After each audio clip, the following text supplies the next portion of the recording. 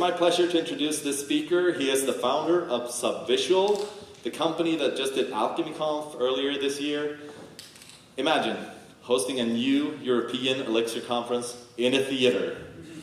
Wild idea. I do think it's a case of simultaneous invention, because I had pinned down the theater before you announced yours. But I don't think you had seen my theater when you announced yours. So it's kind of, it was probably time, let's just say. All right, to tell us things we never expected to hear about Ecto and Git, Luís Ferreira.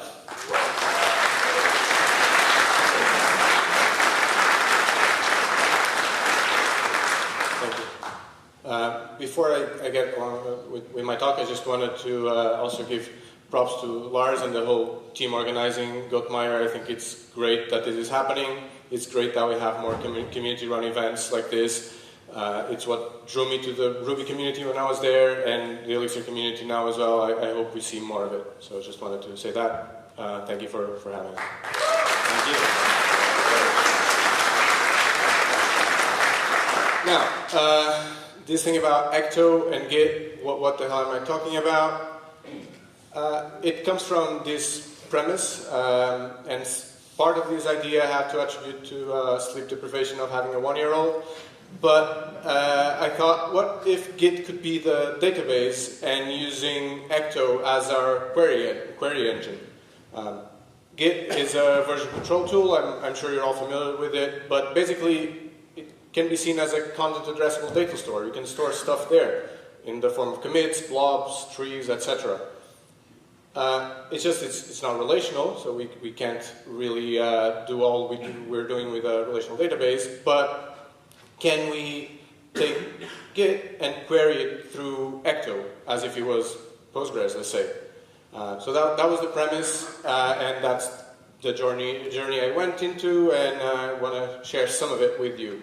So here's what we're going to talk about. First off, start a little bit of what's inside of Ecto and how Ecto works. Just a little bit, so we have the basis covered.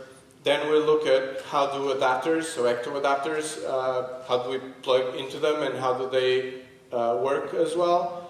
And biggest chunk of it is how are we then going to translate the queries we have from Ecto into Git, our data store, get data out, and then send that back to Ecto. So Ecto's architecture at the very high level, we start with the query DSL. That's what most people here probably are already familiar with. That's what we're all using when we're using Ecto. But from there, we are then going to have an Ecto query struct that's going to represent the query we wrote in the DSL. That struct is going to be passed down to the adapter. This adapter will do stuff depending on what it is adapting to, and hopefully it will then send those results back in some sort of struct, our schemas, back to the query once we run it. So this is like big high-level overview. Again, this is the query DSL. Probably used to it. So if we write something like this, this is all fine, this works in our code, but this is not what the adapter gets. So if you're writing an adapter, this is not what you're going to be dealing with. Thankfully, Ecto already deals with this for you and gives you something with this structure, which is somewhat private, but this is what you get as an adapter. Now, there's a bunch of stuff here that if you've never looked at something like this, may look extremely weird or complex. We are going to look at a lot of stuff like this, which again, if you've never ever seen it, it's fine. Lucky you, probably. But if you have, this is Elixir's AST format. This is what we get in a bunch of parts, a bunch of different parts in this Ecto query struct. So as I was saying, something like this, you can then take this and transform it into a string with that macro to string, and it becomes a little bit more readable. And in this case, it just represents this function whose argument, so the main argument, that ~0, is addressing the bound variables of the query, with index 0, calling author name on that, which we assume that that bound variable is going to have. In this case, this would be like a commit. A commit will have, like the schema will have an author name. And then, yeah, just doing a simple equals to a hard-coded string that's there. So this is, again, Elixir's AST format. We'll pick up on this knowledge and what to do with it a bit later on, so just keep that in the back of your mind. Adapters. Ecto adapter is by itself a behavior, and the main behavior is in charge of setting up these adapters, so checking out connections. It has an init function that does stuff that you would expect, like setting up logging, telemetry, things like that.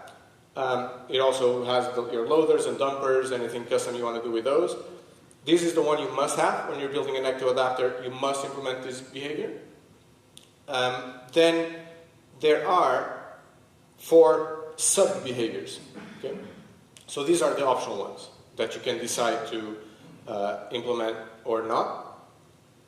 Queryable is the one we're going to look at the most in this talk, pretty much only going to be dealing with queryable, is about the query API. So it's, if you implement queryable, then you're able to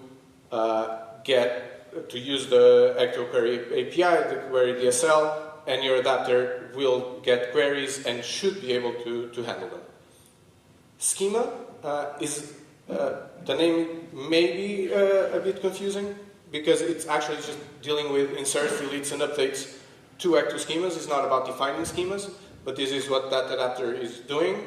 I've decided not to do it in this instance, but you can. Storage is about managing your storage. Think about like creating, dropping a DB. That's where you would implement those functions. And transaction is about managing transactions. If your storage, your data storage has that capability, or you want to implement it by hand somehow. Again, for our use case, we're going to focus on queryable. So what are the callbacks of queryable that we need to implement? They look quite simple, and they are. It's two. We have prepare and execute. These are the main functions that are going to be fueling our query engine. Prepare, again, in our situation, we're not dealing with much, but it's good for SQL adapters to deal with stuff like prepare statements. We don't have that. So our prepare function is quite simple. We're just saying don't cache anything and just pass the function and the query along. And these are passed along to the execute function, which is the one we actually care about. So this is like an example of what it can look like. And again, we're only supporting reads for this instance, so only having the all operation there. So that's for repo.all and the query. So that's what we get there. That's what was passed by our prepare function, so the no cache and that.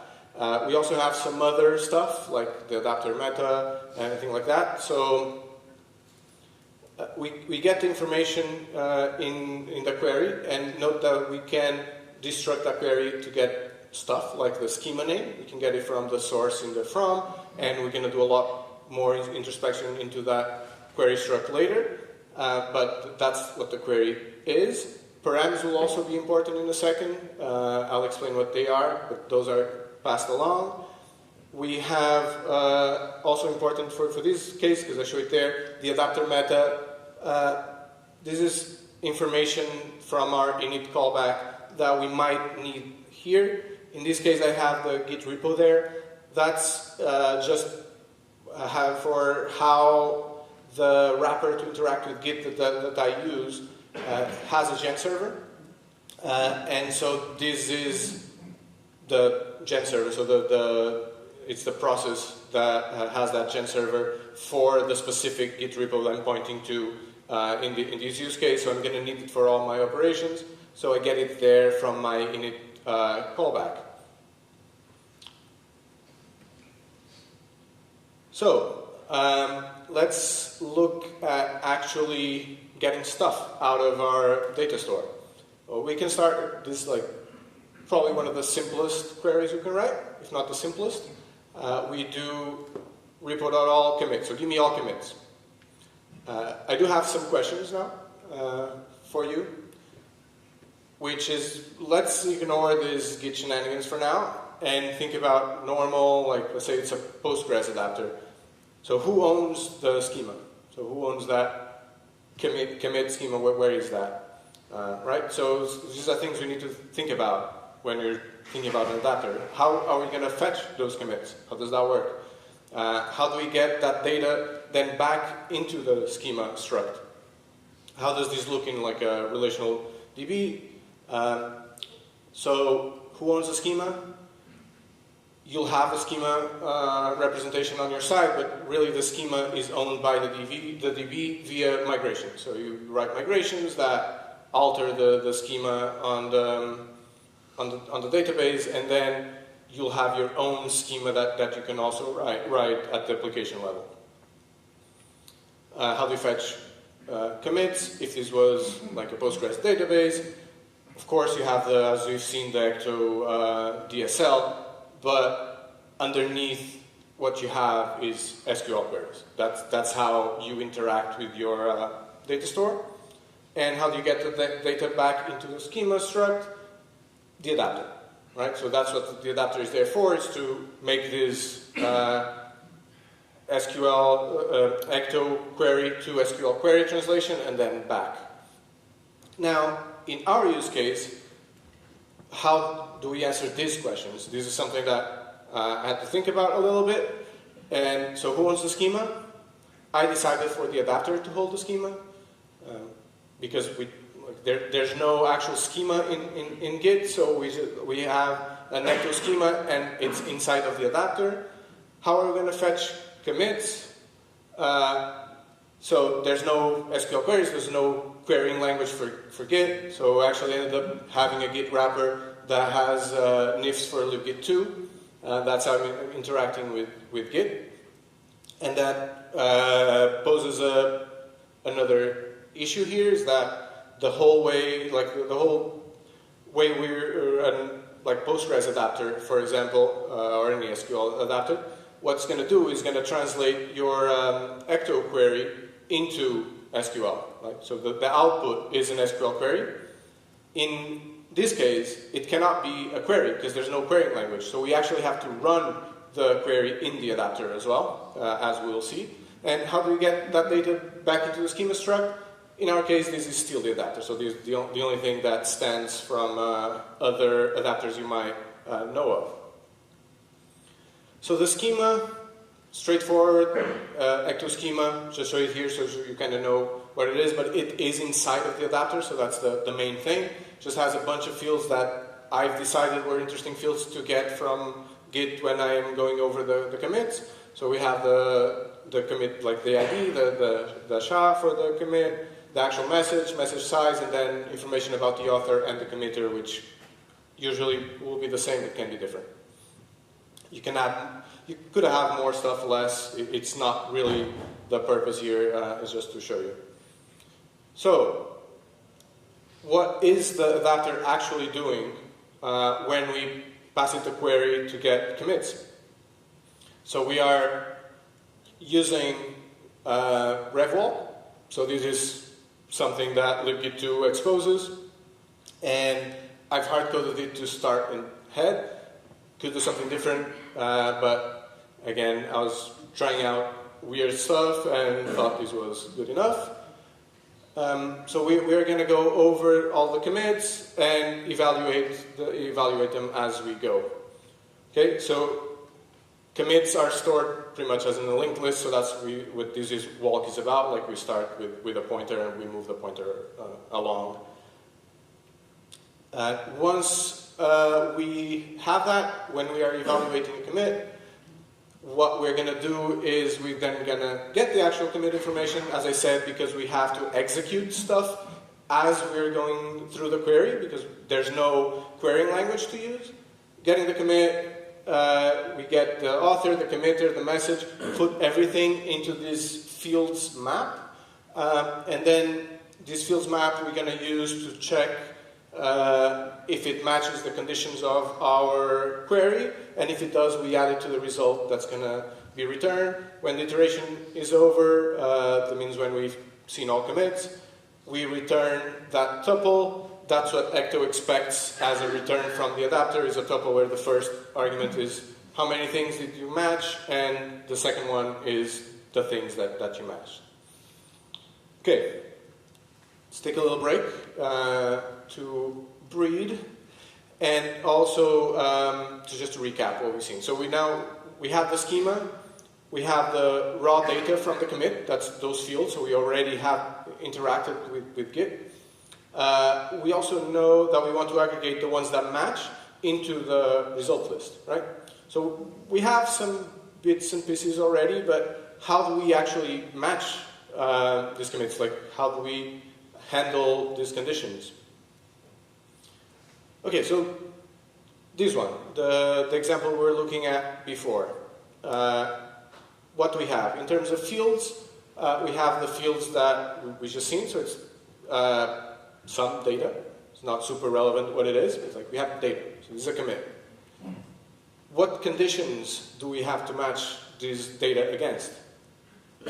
This example, nothing, right? There's no conditions. We want all of them. What params do we have in this matching operation? Nothing. There's no params as well. So this is very straightforward. We got a commit. Cool. Put it in the struct, and there it goes. Okay, different query. Now we have a where. How does this work in terms of fields, conditions, and params? Fields are the same. The fields won't change. That's the raw data. It doesn't change because of your having a different query. What do we get for conditions? Okay, more of that magic stuff. This condition is now a Boolean expression. Importantly, all we care about there is the operation, the AND, so OP, AND. That's because I'm sure most of you are aware, by default, the operations are an AND in Ecto, the Ecto query DSL, unless you specifically tell it's like an or where. So we have an AND. And then the expression that we are matching, which has more of that AST stuff, but it's basically saying, look at the SHA field of that field over there. Does it match this hard-coded some SHA string? And if it does, good. Which params do we have? None. We still don't need. Like, we have everything we need is right there. Right? We have the hard-coded condition, and we know which field we want to get, and from which bounded variable, which is the one in index 0. So we have all the information there. We don't need any params, so Ecto does not give us any. Slightly different query. Now, same condition, but instead of hard-coding the string there, we are pinning the string that's coming from a separate variable. What happens now in our fields, conditions, params? Fields the same, conditions slightly different, right? So we have pretty much the same thing going on with like the index 0 and get to SHA. So it's basically accessing the same field over there. But now we have the pin operator and index 0 as well. So where the hell is our thing to match with? And this is where params come in. Now we have these params that are passed along, and it's a simple list, and we know index 0 is what we want, so that's going to be that one. Okay, so that's how we're going to match if we have a pinned variable. This, thankfully, as I said, like this is also already done by Ecto Query, which Ecto is already doing a lot of the heavy lifting here of parsing all this and handling all the different scenarios, and gives us these operations. As you see, this is a list. This condition is a list. We only have one Boolean expression, but it could be multiple, but it all comes nice and tidy in these structs, and we just handle them as we want. Okay, so matching these records, what can these look like? First case, super simple, right? Great. No conditions, it's always true. Perfect, great programming. The second one is a bit more complex, but we are basically going over all the wheres, that's the conditions. We start as true, and then we're going to check all our Boolean expressions to see what's going on. Taking advantage of that OP there, so the operator, remember, it would be like an AND or an OR. We put it there, and then we create here. So I apply the AST to the map with the params, the fields, and the expression, which is the condition. So these are the three things we were looking at visually before. We apply them, and basically here we will then get a translated version of that AST with all the values hard-coded, which we can then just code eval quoted. The code eval thing is useful, so because we don't have to deal with all the ands or ors in any way, it's already handled because this is AST and the AST can be run. So it's like a little trick just to save some coding. What does that apply AST to map look like? Again, so it replaces the capture vars. This is what I was saying. It's like it replaces all that indexing that's happening in that AST and puts the hard-coded values there, and then evals that and gets the result. And this is a simplified version of what this can look like. So remember the output of this is an AST structure. So it gets an AST structure and returns an AST structure. It just is replacing the weird symbols and everything with hard-coded values. So we can say, first of all, the %0. In that case, we can just say, oh, here's the fields. So I know this 0 represents that whole map. Okay, we have that. Then if we have %0 dot field, what is that? Oh, that's actually going to those fields and getting the field name field. So we can do that by map get, and then we put that back into the AST. And if we have a pin variable, as we've seen, we also know, okay, this is the index that we want to get from the params, and then we put that back into the AST. Right? And so these altogether will give us something that runs, and once it runs, it will be true or false. This commit matched our conditions or not. Okay, so this is so back to this commit that this query that we had. We get that Boolean expression. That Boolean expression is then going to be translated into this. So as I was saying, that more complex looking AST bit we replace by the hard-coded value, but we still have AST at this point, which this AST, when run, is basically going to do that, which, looking at it, is pretty obvious it is false, right? And it's false. That commit did not meet the criteria that we're looking for. It's not added to the result. So this is the overview of how matching can work while going through the commits. Now the mandatory picture of my kid. So let's dig a little bit deeper and look at some, I think, fun examples of things you probably are used to seeing and what they translate to in Ecto query. So let's say we have that first query where we have the author name and the SHA on the commit, and then we do it this way as well. So what are we expecting here? Is this the same thing? Question? Yeah, no one's really sure, but we heard a no, and the truth is no, it is not. So this and yes, this and this. So we can see one is one Boolean expression with two tuples inside of it, with the with the equal, so it's matching the two conditions in one Boolean expression, and the other one is two Boolean expressions with one condition in each. So the result of this should be the same, but these are different, and we need to look at them and handle them in a different way, or the same way, whatever, but our code needs to know that these things can happen, and we need to support it. What about this one? Is it equal to the first or the second? First, you're right, yeah. So this is doing the same thing as having just an and there. It's just syntactic sugar, so we get that. So this is a cool little thing for me, at least it was while doing this, just trying out queries and see how they are parsed by Ecto. I thought it was kind of neat. So what about something like this? Right? So now we are, let's say we have this date variable, I didn't put it there, it doesn't matter. So we have this date variable and it's being pinned, and we have the bigger than. So this will give you one Boolean expression. Now the operator, on the expression, the operator is still and, but on the expression, the operation there is bigger than.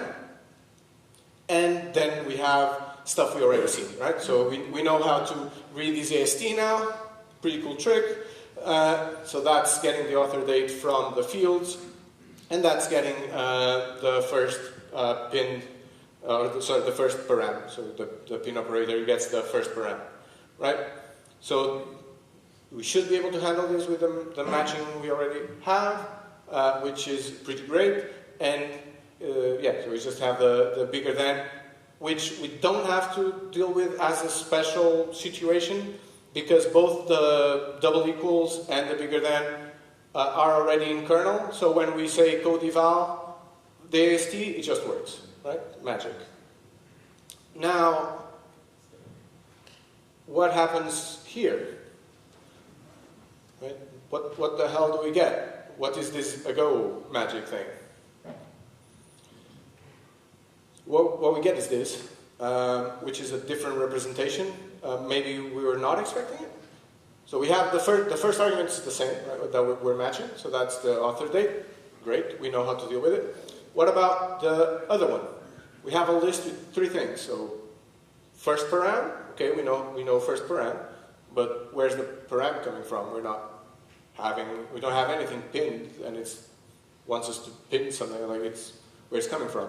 And then we have a tagged value, so a decimal -1, and the string date. So the way this is going to work is that the current date is actually being passed as a param automatically. So Ecto does this with the ago function.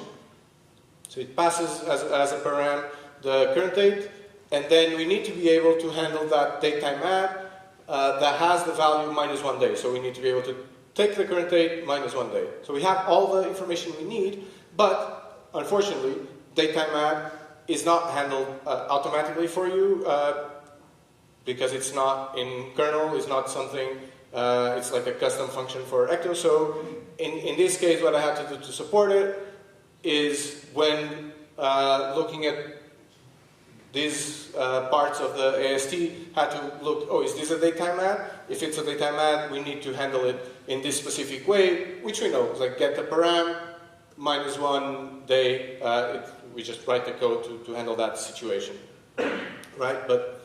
And this is true for other functions that are custom to Ecto. For example, like is another one that is not standard kernel. This is comes from Ecto. So once we do this, we get something like this, right? So we have like as the operation there on the expression, which another thing we need to support. Thankfully with Elixir, it's very easy to pattern match on these things. But we get like, and then we get the string of what we're matching. In how we then do this, it's completely up to the adapter. As I said, all the SQL adapters have it easy because they can translate this into a string, and you just say like, and that's it, because your database supports like. Mine doesn't here, so I ended up implementing it with regex, something somewhat simple, but it worked for what we're trying to do, which is you apply the AST to the map, that thing we already saw, and then we're going to replace from the pattern the percentage with dot star, get a regex, and does it match the regex? Yes, then it's good, it matches the condition, if not, it doesn't. Right, so, and this is true, it's true for I-like, which is very similar, and it's true for a bunch of other special situations where you would have to handle them manually as well. Okay, so that's most of the code, or all the code I had to show, but I just wanted to talk about a few extra things. Joins are quite complex and add a lot of complexity to this. They're their own structure within Ecto query, so they come as a separate thing, can make them work, and all this that I talked about works with joins. You can take the joins and maybe reuse this code, so that works. I have that working for joins as well, but I didn't want to go into that detail here. Especially, it's easier to handle joins if you're joining on subqueries. That's even easier, because then the subquery is just another query, and it all becomes very easy to recurse. If you're doing a join on a source, anything else, then that not a subquery is a bit harder, but also doable. Aggregates, stuff like count, those are also trickier. So especially because they come in the select list. So the way the Ecto query gives you all this information, there's a select part of the struct, the field of the struct, and it gives you all the things you want to select, and that's pretty easy to handle. But then you get to aggregates, and you have this special count and special max, min, that you have to, again, treat as a special case, get it out of the select and handle it. And you need to implement how to count and how to do a max yourself, because again, we don't have a database server that handles it. That would be ideal, we don't. Same with grouping, group by, having, all that needs to be handled separately. Group by and having, thankfully, already come as a separate entity in the Ecto query struct, so there's less manipulation needed there. As I said before, updates, creates, and deletes, I've decided not to implement here. We could make it so we can insert and create a commit, or amend a commit, or delete a commit somehow with like a force, like a rebase or something. Decided against it. So the thing I built is like read only. Is also just for fun.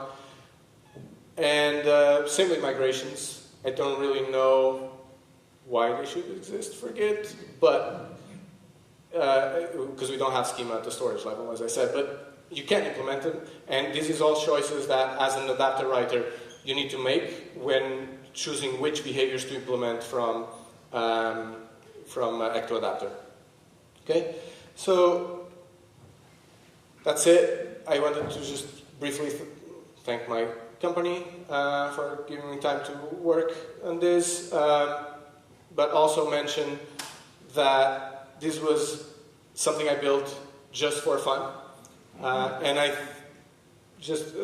one point I wanted to make with this, hopefully you learned something about Ecto and adapters, but also that building this like crazy stuff can be fun and you can learn from it, and that's what's cool about communities, I think, such as Elixir, that some other communities, some more perhaps corporate communities don't have. And again, very personally, I would hate for us to lose it. This is something that has been talked about today as well, and it's great to hear. So, yeah, again, message from the team at AlchemyConf. Yeah, keep it fun and keep it weird.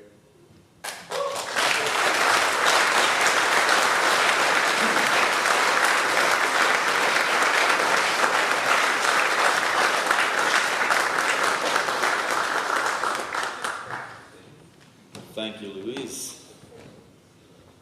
All right. We have a little bit of time for our final speaker for the day. Question. Yeah, So you want to do questions? Yeah, I can take questions. Yeah. Question, please. Will there be Braga next year? I'll say no comment.